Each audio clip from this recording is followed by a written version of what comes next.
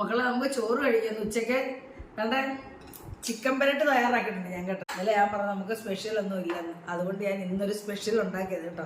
Chicken പെരട്ട് നല്ല taste ആയത് കൂട്ടി ചോറ് കഴിക്കാനായാലും ചപ്പാത്തി കഴിക്കാനും പിന്നെ ഇടിയപ്പം കഴിക്കാനും ഒക്കെ പുട്ട് കഴിക്കാനും ഒക്കെ നല്ലൊരു, ഞാനധികം കഴിക്കത്തില്ല കേട്ടോ, 2 കഷ്ണം മതി.